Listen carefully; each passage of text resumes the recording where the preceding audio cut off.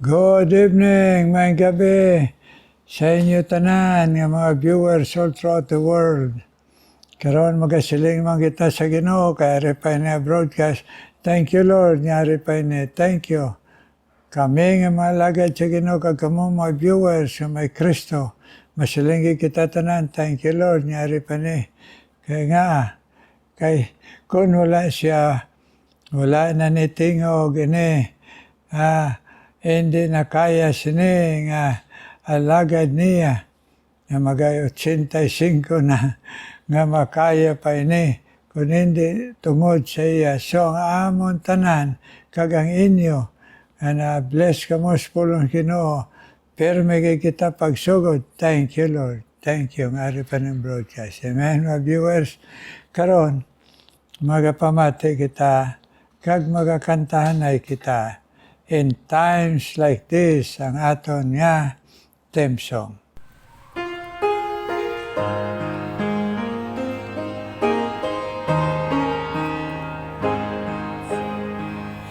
In times like this, you need a Savior. In times like this, you need a Lord. Be very sure, be very sure. Your anchor holds and is a solid rock. This rock is Jesus. This is the one. This rock is Jesus, the only one. Be very sure. Be very sure. Your anchor holds and brings a solid rock. In times like this, I have a Savior. In times like this, I have an anchor. I'm very sure. I'm very sure. My anchor holds and grips a solid rock. This rock is Jesus. This is the one. This rock is Jesus, the only one. I'm very sure. I'm very sure. My anchor holds and grips a solid rock. Thank you, thank you. Ang kinantanay, kabay pagid, gamito na sa Ginoo. Na maging matamis na sa aton to'y pusoon. Nga, ginapasiguro kita sa Ginoo, be very sure sa Ginoo. Nga inyo ako naangkon, amen. Be very sure ka namin. Kay siya pang nabalakang at mangin matuod kita nga nagdangop siya. Thank you Lord, thank you. Karon, siya naman ka pribileyo natin mamati naman kay Pastor Rehom Baldimore, ang missionary pastor sa Banga, Aklan, kaupod niya, ang iya Mrs. Ma'am Bing Escobar Baldimore, nga magadala sang pulong sang Ginoo si Pastor Rehom Baldimore. Good evening sa tanan naton nga mga viewers and listeners sa sining aton nga meditation of God and prayer by Reverend Rudy Escobar. Salamat sa Ginoo. Another wonderful day, another wonderful time nga makatuon naman kita sa pulong sa Ginoo.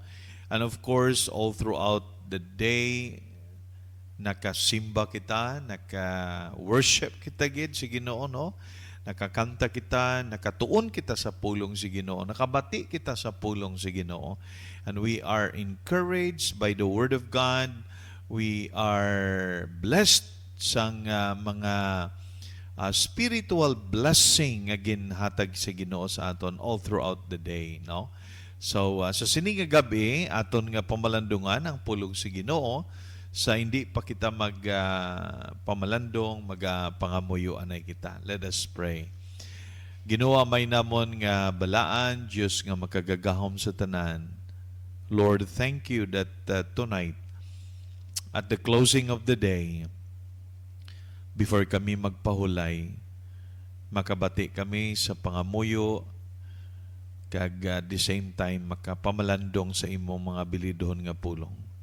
And we are thankful tonight, Lord, that we can meditate upon your word. May you will cleanse our hearts, forgive us, and give us spiritual understanding through the power of the Holy Spirit and through the illumination of the Holy Spirit in our lives, Lord. Bless our time together, dear God, for in the mighty name of our Lord Jesus Christ and in the power of the Holy Spirit. Amen and amen. Okay. Now, natabo ini sang I think sang Friday, no? Friday. Natabo ining 7.6 earthquake dito sa Davao Oriental, no? And pila ka time sa sini nga bulan, sa nagligad nga bulan sa September, twice man dito sa Luzon, tapos sa Cebu, dira man sa Mindanao, sa Davao Oriental. Now, if you look at the Bible, tanaw naton ang pulong si Ginoo, no? Ang siling sa Matthew chapter 24 verse 7, kag amo ning kinahanglan naton nga tan-awon kag pamalandungan naton, no? Sa aton nga mga kabuhi. Kay naghambal ang pulong si Ginoo, it was prophesied, way pa ini natapos, sige-sige pa ini nga prophecy. Ang fulfillment sa sining nga prophecy sa pulong si Ginoo nagapadayon. Sige-sige. Okay? Matthew chapter 24 verse 7, okay? It says, "For nation shall rise against nation." Amo nang hambal diri sa Biblia. Nations shall rise against nation and kingdom against kingdom.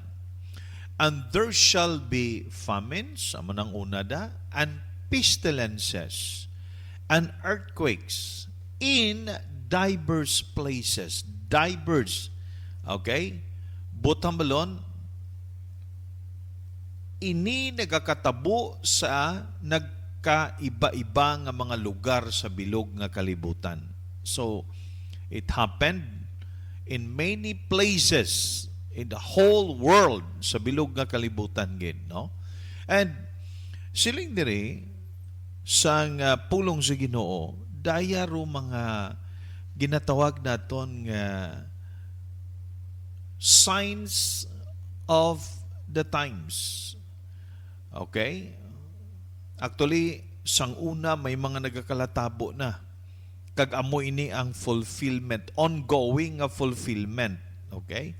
Ginsulat ini ni Matthew sang si Jesus turo o kung nagtudlo dito sa Mount of Olives, okay? Amo ning isa sa mga ginhambal niya.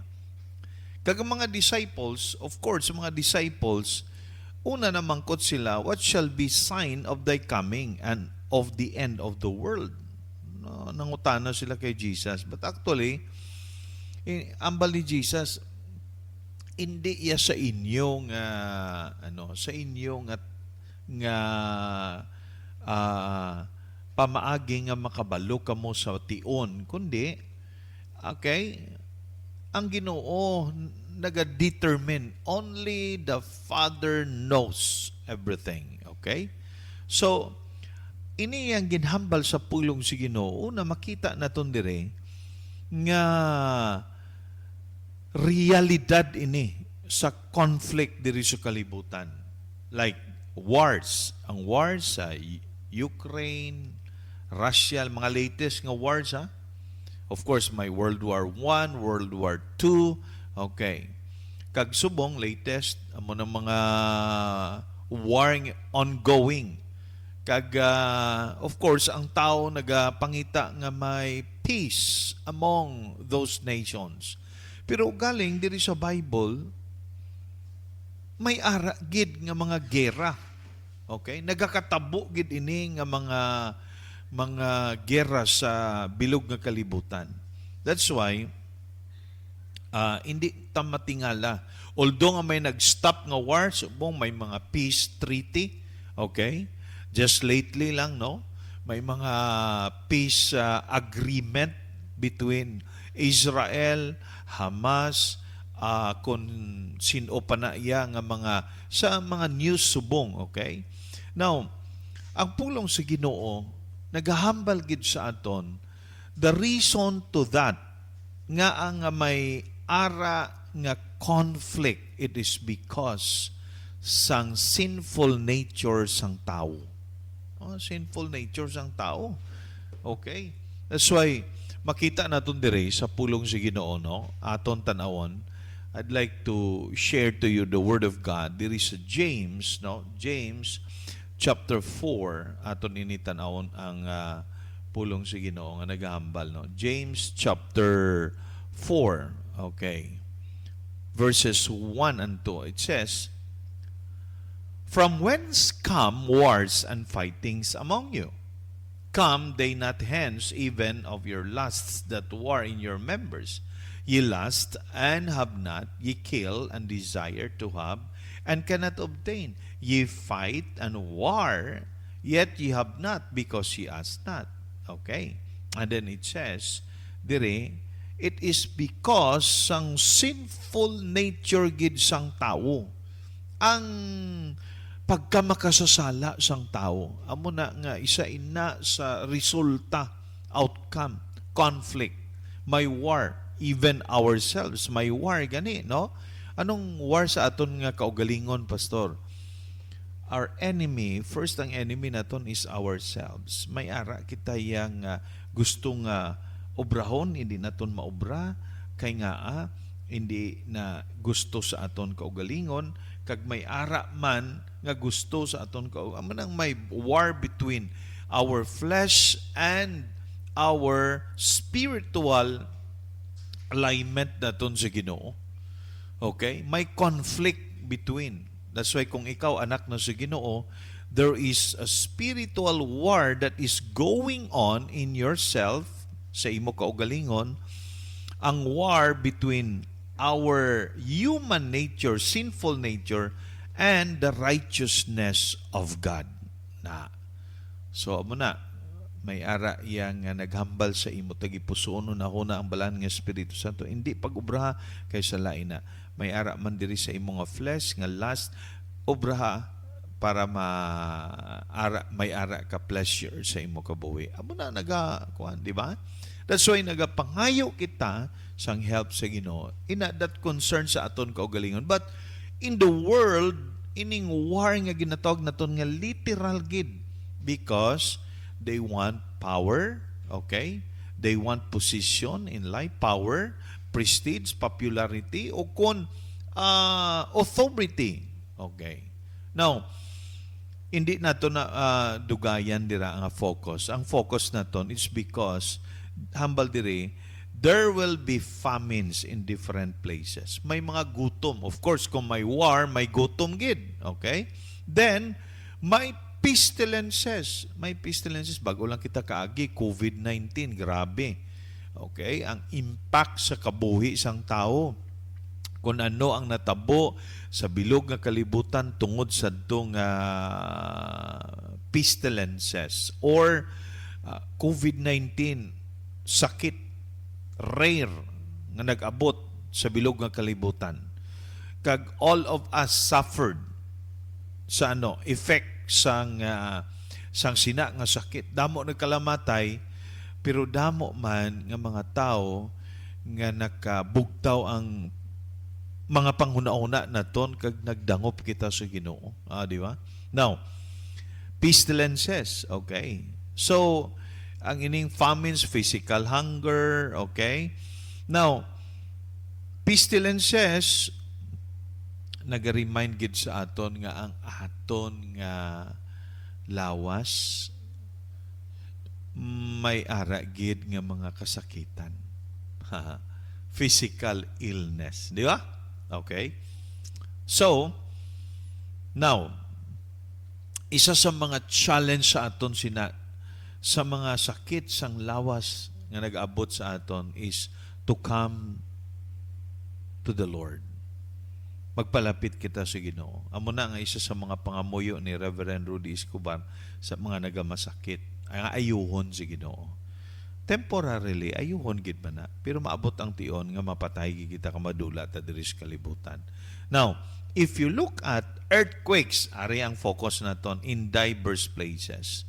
These are natural disasters. Kag hambal pa sang news, okay? Normal ini nga gaabot sa kalibutan. Oh, normal ha. Okay? That is the reason why nga ang tao bisan normal nagakatabo, nagakalisang, nagakahadlok. Pero kabalo ka mo, ang isa sa mga tinutuyo sa Ginoo nga nag-abot ini, amoning lesson naton ha. Okay? By the way, sa paglinog gani sa do, grabe ang tao.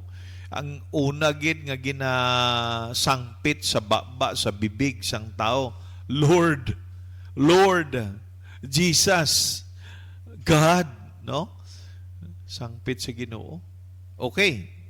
Tungod sina nga sangpit sa Ginoo, amo ina gid ang nature sang tao nga dapat naton hatagan value ang presensya sa Ginoo sa aton kabuhi. That's why, number 1, magtulod ina sa aton, it will lead us not to be afraid. Okay? Well, may araman kahadlok primero, pero tabunan ina, it will be covered by a faith in God. Kaya kung makahambal ka sa Ginoo, ang Ginoo kabalo mag-protect kag mag-preserve sa anton. That's why we need to believe that God is watching over us and He is aware of what is happening sa aton kabuhi. That's why ang trust kag confidence naton sa Ginoo i-build up naton. Trust and confidence. So sa aton pa, mga inigugma, mga abyan, saligan mo gid ang Ginoo sa imo kabuhi. Saligan mo ang Ginoo sa imo kabuhi. You have to put your faith, confidence, and trust to God. Amo ina ang dapat naton obrahon sa pulong sa Ginoo. That's why kanami bala sang mga promises sa Ginoo. First, siling niya, Lo, I am with you. Kaupod ka nakon. Okay? Thou art with me. The presence of God is always there. Amen? Di ba? So karon, sininga gabi, inang kahadlok mo, kuhaa ina, kag busli ina sa pagsalig sa Ginoo. Pero kinahanglan, maka-establisar ka sang relasyon sa Ginoo. Amen? Dapat ma-establish nimo imong relationship with God. Because kung wala ka relasyon sa Ginoo, kung madula ka kag mapatay ka diri sa kalibutan, you will go to hell. Pero kung may relasyon ka sa Ginoo, whosoever believeth on Him should not perish, but have everlasting life. So mga hinigugma, mga abyan sa sininga gabi, ang aton nga kalinong sa aton tagipuson, when you have a relationship with the Lord Jesus Christ. Importante na sa aton kabuhi. May God bless His word into our hearts. Magapangamuyo kita. Heavenly Father, thank you so much, Lord, sa imong mga bilidon nga pulong. Salamat man nga sa siningation makaupod kami sa pangamuyo ni Reverend Rudy Escobar. This I pray in the mighty name of our Lord Jesus Christ and in the power of the Holy Spirit. Amen and amen. Good night sa tanan. Salamat Yed, salamat Pastor Reong sa pag-participate mo sa Sininga broadcast. Kabay pa mapadayon ang Ginoo. Hatag sa inyo maing lawas, pod sa imong asawa si Mambing, kag si Jason Jaser ng mga anak na magamit pa kamo padayon sa Ginoo sa iya gahom sang balay nga Espiritu. Amen. Karon mga muyo kita. Ino may nga balaan, salamat Yed. Malagyan kami si mo pulong. Ay kabay pa magpadayon ka mga gamit kay Pastor Rehan Baltimore. Adiin ang imo misyon sa iya pagtawag siya dito sa Aklan. Karong Ginoo, palapit ako sa imo trono nga bugay. Nga mag-bless ka sa mga viewers, nga sa gihapon o Diyos, na may kagutom kauhaw sa imo laygay, kag kabay pa kami tanan, nga mga viewers, kag may ara kami pagpati, ag pagsunod sa imo, bisan ini sila, nga mga viewers, nga gintandog mo Ginoo. So bless Ginoo, nga siyan pa si Ross Billis, ay Ginoo, nga padayon sa pagpangamuyo, nga ma-bless ang iya tay pusong kalag sina imo broadcast imo pulong, ag sa iya man Ginoo, nga pangamuyo nga tagam siya complete recovery sa kusog siya lawas nga kaptayuyon siya paalagad sa imo kag pangamuyo niya sa pamilya ag sa mga ginasiran niya i-bless man padayon Ginoo.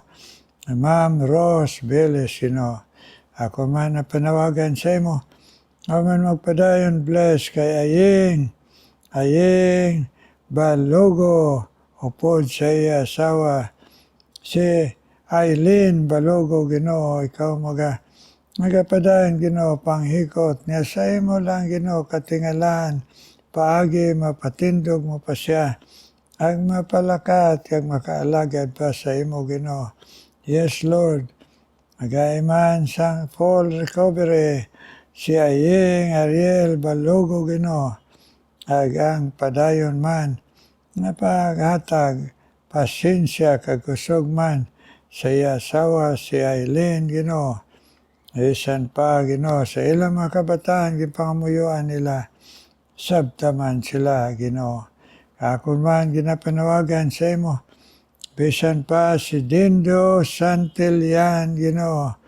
Kang man magapakamayo sa iya sa imtang siya may katutom kauhaw sa imo pulong pagpamati. Bisan busy siya dito sa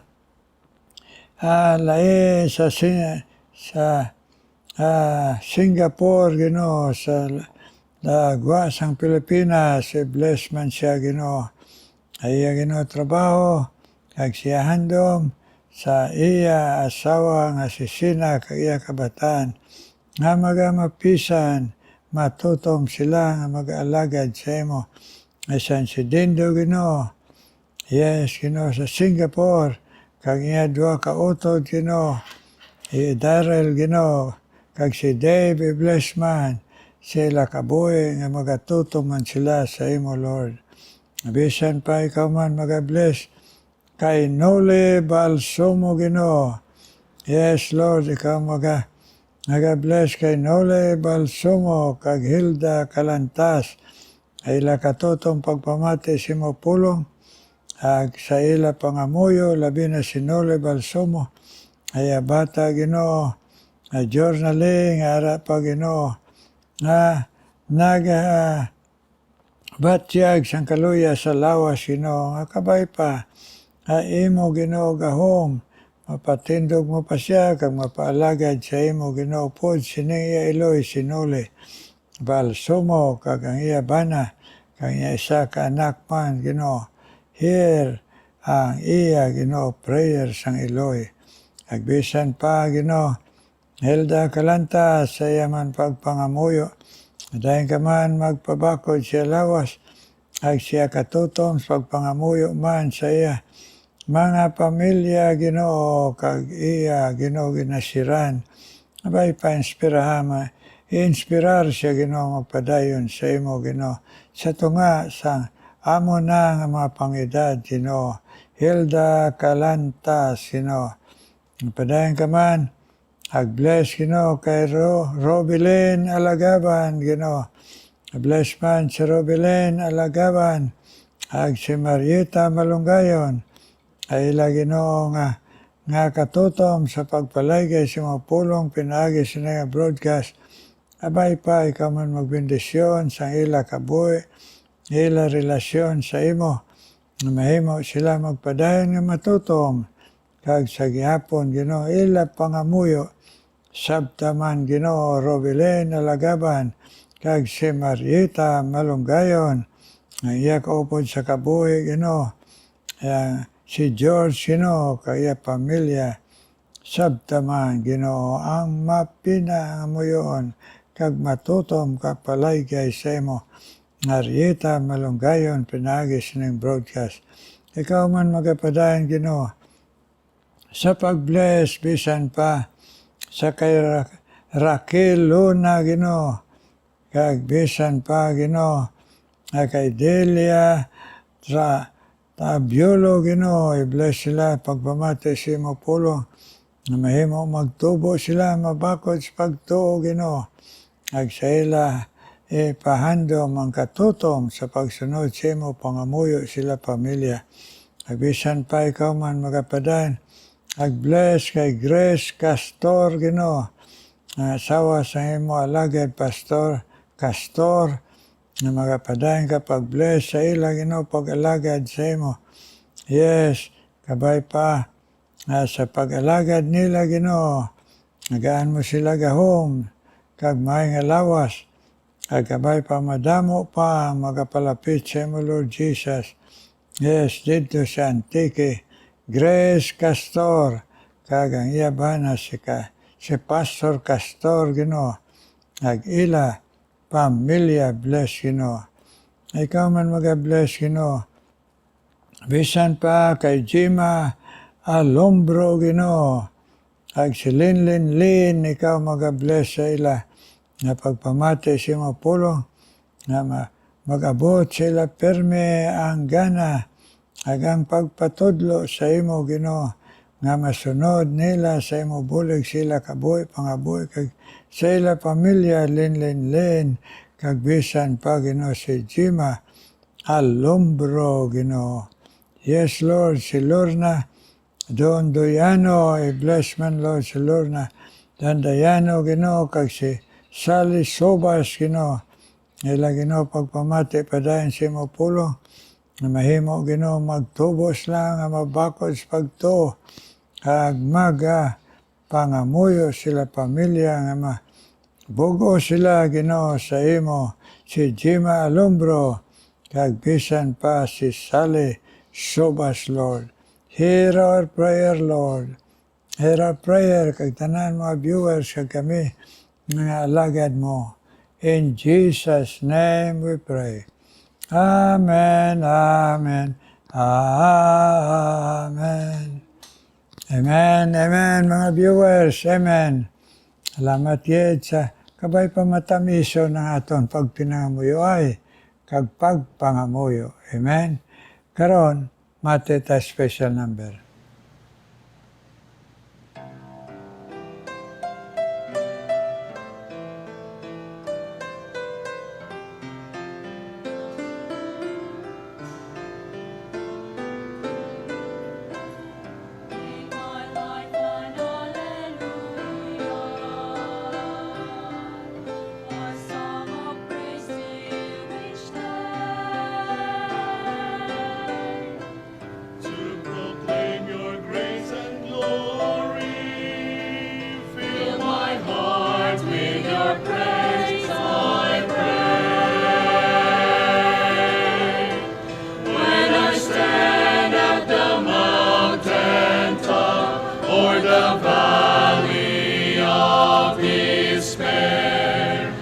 This will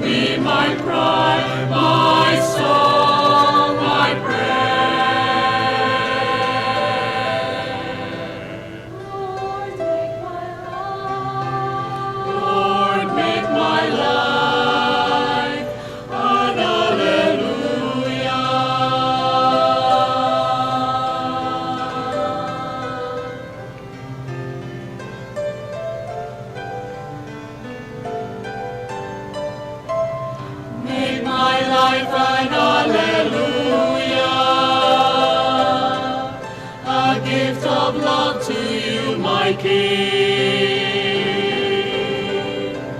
I will join with all creation in the song that the heavens sing. The earth will turn and the planets spin as the seasons ebb and flow. Still your grace surrounds me as I go, as I go. Lord, make my life an hallelujah.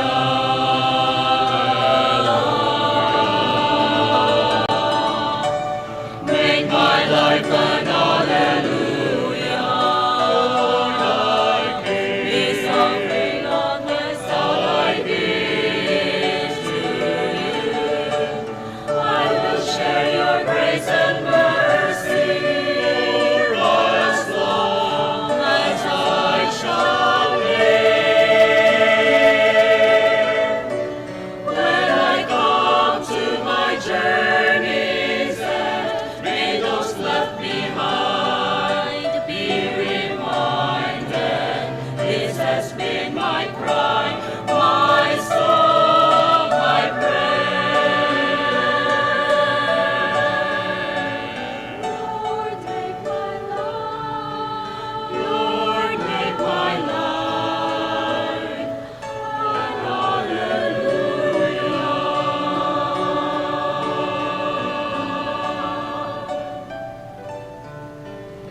Lord, make my life an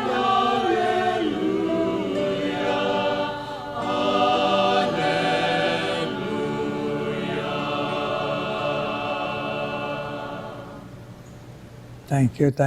Sa special number, abay pa-bless ka mo sa Ginoo nga naghatag sa special number sa sining nga broadcast kagang katotong mapadayon ninyo sa paghalad sinang tingog to the glory of God and to His gospel. Jesus only save.